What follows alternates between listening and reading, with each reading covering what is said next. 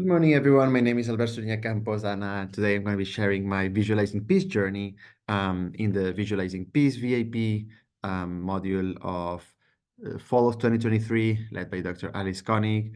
I'm going to be sharing my research, my findings, my interests, and the direction in which I would like my research to go in the following semester. Here's a little bit of my background, how I came into this VAP. So I was interested in mythology as a form of storytelling. So more interested in the storytelling part of the module, understanding how the stories that we tell sort of like can help us shape a certain understanding of peace or the opposite. I had a background in classics, even if I'm a second year classics student here in the University of St. Andrews. I was interested in the role of Tolkien, especially in shaping up my own vision of pacifism, given the importance that his stories have had in my childhood and my life, but also in how his stories have shaped up our society's understanding of peace, given his influence in 20th century and 21st century society. Finally, my Spanish background also made me gain interest in the aftermath of civil war and how such a pervasive conflict allows people or doesn't allow people to find peace still many years later. So we'll talk a bit about that first. So Spain right now and through the last 90 years has had a very big issue with what's called historical memory, which is remembering the events of what happened as in all honesty, and especially honoring the dead from both sides. So during the war, civil war is from 36 to 39. There are a lot of people that die, get killed by the other side, and are then buried a lot of the times in ditches, and they are forgotten about. Now, many years later, even after the dictatorship that lasted for 40 more years has elapsed, these bodies has still not been found, and they are still being found. Now, this obviously has caused a lot of pain, a lot of hurt to bereaved families that essentially cannot find inner peace. So in order to find peace, these people need some sort of closure. These older generations now still need some sort of closure. There's a lot of anger. There's a lot of hurt feelings against the government, even still now, because of this. So this is an issue that's still pervasive so many years after. One of the speakers that came this year to our module, Mario Aguilar, said that to bury the dead is to find peace. This is something that resonates very much with Spanish society and that I wanted to pursue further. So I started looking into other traditions of in literature of speaking about civil war and what that does. Civil war was something that upset very much and that was very worrying to Roman society. Because it sort of like broke with all their notions of nationalism and of unity of the Roman people. We have a very beautiful segment in Sallust's Conspiracy of Catiline, when the sort of like civil war between Catiline and Rome is over. Even though Catiline has been presented as this villain, sort of like, and this corrupt official during most of the book, here there is a surprisingly ambiguous ending to the conflict. It's not positive. It's not victorious. We hear, nor did the army of the Roman people obtain a joyful or bloodless victory, for all their bravest men were either killed in the battle or left the field severely wounded. And then some of the soldiers that start to walk through the battlefields, they start to see, discover either a friend, others an acquaintance, others a relative, some their enemies. And so gladness and sorrow was felt throughout the whole army. It's very telling in how already we see that there is an element not of victory ever with civil war, but just of society having been broken down and there's like a new rift that has formed in society that must be mended. So there's a very strong tradition of condemnation and of deliberation about the effects of civil war in Roman literature. So that's something that I would also like to continue researching further, publish my research in the following semester. we're going to go to another issue, which is going back to strictly storytelling and why storytelling is important for peace, or why storytelling is important for any sort of like effort. And so I wanted to start by putting something that inspired me in that regard, which is how storytelling has helped in the fight against climate change and the fight for environmentalism. This is Rewriting Extinction, which is a magazine that, or now a series of published books. It's an initiative that brings together writers, brings together authors of all kinds to fight extinction, to fight fight a fight for environmentalism against climate change by telling stories that sort of like make people aware of it, and make people more likely to act against it. Leonardo DiCaprio is one of his famous sort of like defenders. Paul Goodenough is he's one of the founders, and it sort of like inspired me in how storytelling and writing can have an effect. So on anything really, but if it can do so with the fight for environmentalism, it can certainly do so in the fight for peace as well. Here's another sort of like quote by Gabriel Garcia Marquez, one of my favorite writers, and in his Nobel acceptance speech for Cien Años de Soledad, he sort of like ponders about what can these people, the inventors of tales, do in such an awesome, such a great reality that seems so overwhelming. But in here, upon reading the quote, you can sort of see how that these utopias, that these idealists that seemingly sort of like just come up with stories about an idealized peace and a world where some of the issues in the world are fixed. This idealism might in turn be the only thing that can make the human mind dream beyond our current reality and achieve something new. So and so I have done some more research into the topic of why, how fantasy and how imagination can work for improving and creating a new understanding of peace. And so the author that I focused on in this module was Tolkien. So J.R.R. Tolkien, the father of fantasy, as it's called. Fantasy is a genre that eludes definition sometimes, but it's sort of like a continuation in the modern world of mythology, with the difference that fantasy is not actually believed to be real. It is an agreement between the author and the reader, where the author tells the reader to withhold their disbelief during the time that they are reading this story, which they know is not real. And they know that this world isn't real, but they are traveling to this world, believing that it's real for the certain bit while they're engaging in it, and then afterwards they come back to reality. Now, in a certain sense, this represents the purest form of what we were talking before, and what Gabriel Garcia Marquez was talking in his Nobel acceptance speech about the traveling to an idealist world where we can find a new version of the world that can help us understand how we can create a better understanding, a better world in a reality. Now, J.R.R. Tolkien famously published The Hobbit, The Lord of the Rings, and then posthumously the Silmarillion. And so that is going to be the focus of our research for now.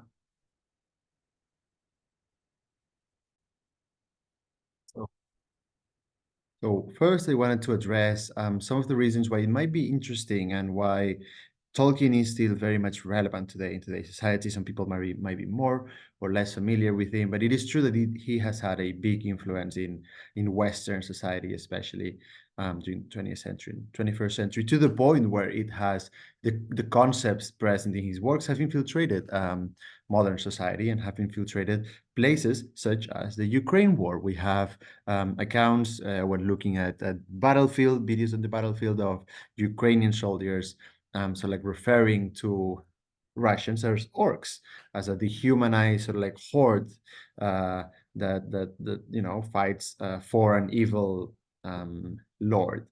We have here also a tweet in which sort of like mm, Mordor and the orcs and Sauron are sort of like representing the Russian side, the invader side. We can see the Zeds, we can see the flags.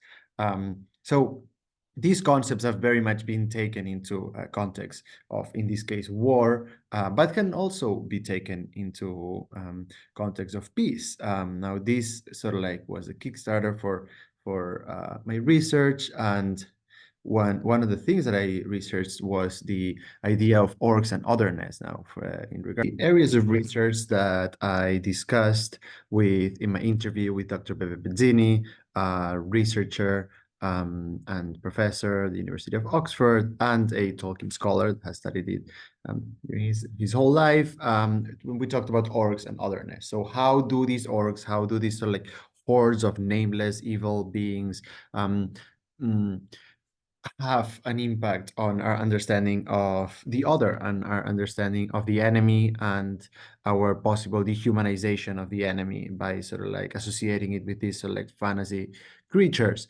Um, so, well, Dr. Pezzini's understanding was that it actually doesn't, because orcs in the Lord of the Rings are portrayed, at least in the books, are portrayed with pity and are portrayed with sadness for their sort of like their corruption into these creatures, but they are portrayed as beings with agency. They are portraying with beings as some sort of like moral framework. They are portraying as beings who in the very few lines that we have, we find them joking, we find them behaving in societal structures that are deeply corrupted because of the system that they are in. But most of the times they are victims rather than perpetrators. So there isn't a complete sort of like dehumanization of them, at least in the book.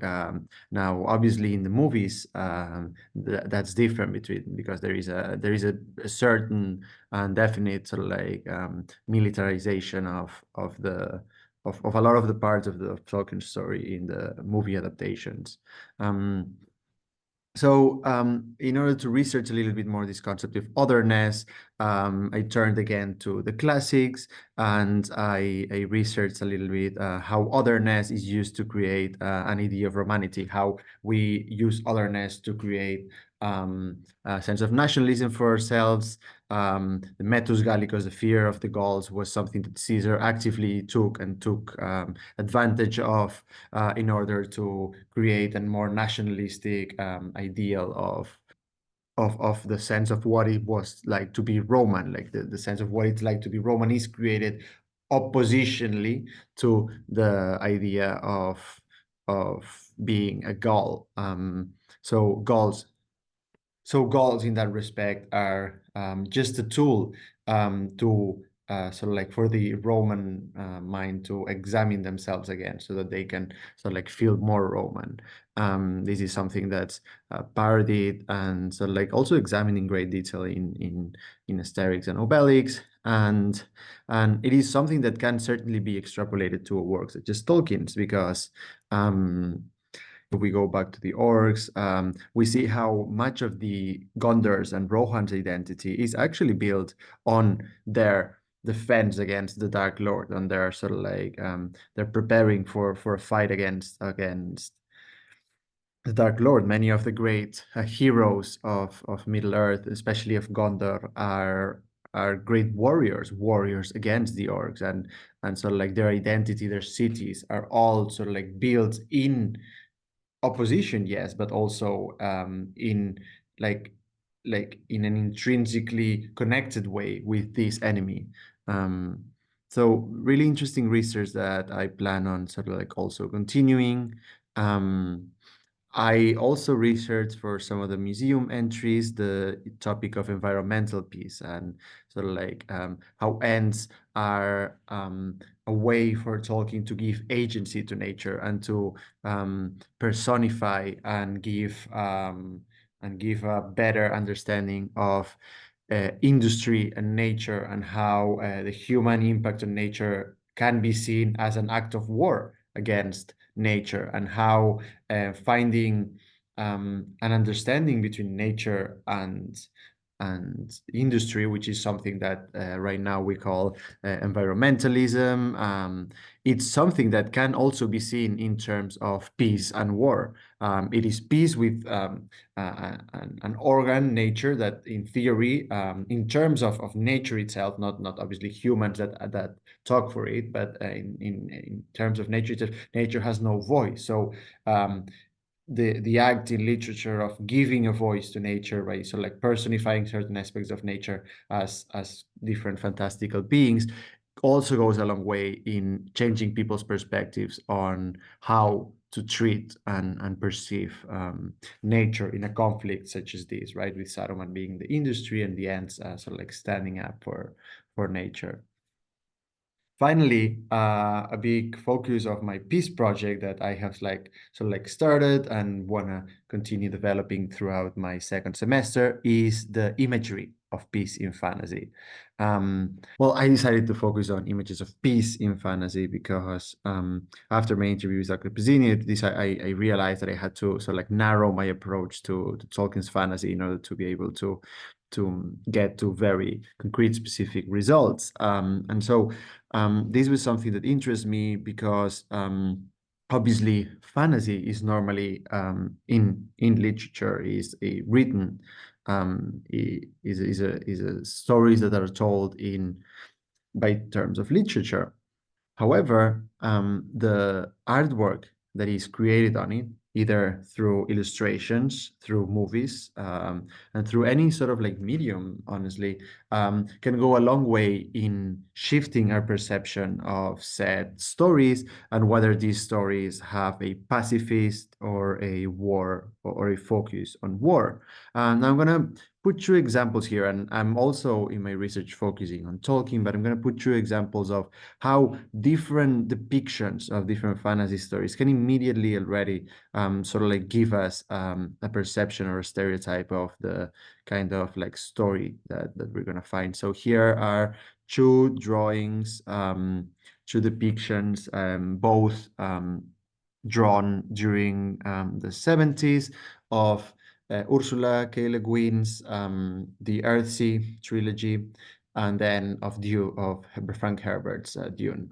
Now we can see here immediately how the Earthsea trilogy, even though it also has its fair share of conflicts in it, just with the choice of soft colors, with the choice of peaceful imagery of a sea, a boat, sort of like city where the dragon is very much um, agreeing in color and in tone with the rest of the city, and the focus on the natural environment, we can see how this immediately gives us a sense of peace, a sense of how there is a certain calm and peaceful atmosphere in the stories that we're going to find here. However, Dune's depiction immediately portrays a chaotic, violent, dark, and sort of like the sandstorm coupled with these sort of like hellish depictions of the worms and the sort of like the very small people immediately give us a sense of a wide story it has pessimistic overtones. It has very sort of like dark, foreboding overtones that point to a story that's probably going to focus more on war and on the negative aspects of history and of fantasy rather than the peaceful ones.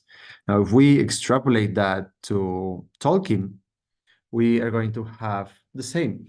And so my main focus of study was thinking about how different adaptations to Tolkien are going to be shifting and a lot of the times corrupting his initial understanding of his own work and his initial peaceful depiction of many of the elements found in Tolkien's work. So here, for instance, a very clear example is his own drawing. This is Tolkien's own drawing of Smaug. It is designed to be the cover of a children's book. We have Bilbo here in the foreground as a little sort of like small creature that's bowing to the dragon. It's talking to it. The dragon, it has a cartoonish shape. The colors are bright. They are those proper of a bright, exciting, but also heartwarming adventure. And overall, the feelings presented from this soft colored, overall equal in tone portrayal is that of fun, heartwarming, wholesome adventure in still a peaceful sort of like atmosphere. We compare that with the movies. We see here how we have a dragon that's now almost industrial in how it's made. It's a dragon that's meant to evoke feelings of dread, feelings of it almost looks like a weapon. We have Bilbo with his weapon drawn as well. We have a range of colors that's much more violent, much more stark, much more dramatic. And that's meant to elicit a sense of danger that is not found in the original story at all, and that should definitely be alerting us that there is a shift in the perception of how people are going to perceive this story compared to the original one based on Tolkien's illustrations. Now, Tolkien's own illustrations are something that have been the focus of my research for this the current piece project in this semester. And what I had found after analyzing some of them, here are some examples. I can here in my camera provide some other ones. What we find is a focus on just mainly nature. And it is also nature in a very peaceful tone. So we have the use of pastel colors. With the use of the mediums that are used are often either pencil or watercolors, um, which are mediums that engage in very soft, very muted colors. And the second thing that we find is that in most of these drawings, depictions that Tolkien did of his own world, there is a lack of people. Most of them only depict natural landscapes. This, I believe, tells us two different things about the focus that he had on his work. First of all, nature is a positive agent. Nature is a pastoral, benevolent agent where inner peace can be found, or at least we see that he could find inner peace. It is not a violent world that the human must fight against, as it happens in other traditions, but it is a benevolent, almost Eden-like place where afterwards there is so like conflict that will so like that will act against it, but nature still the positive force that must be fought for. And secondly, it tells us that he focuses on his own inner peace instead of conflict. He could perfectly be drawing and illustrating scenes from other parts of his story, such as Mordor, such as the orcs, such as the wars, such as the great warriors of Gondor or Rohan, but instead he focuses on just illustrating purely natural scenes. That means that I believe that means that there is a sense of inner peace found in nature that must be protected. And then once there is a sort of like peace that must be protected, then then the story goes into how this can be protected. But instead of focusing on the actual conflict as the driver of the story, the drive for the story and the main center and focus of his works is that piece in Tolkien's lens through nature that must be preserved.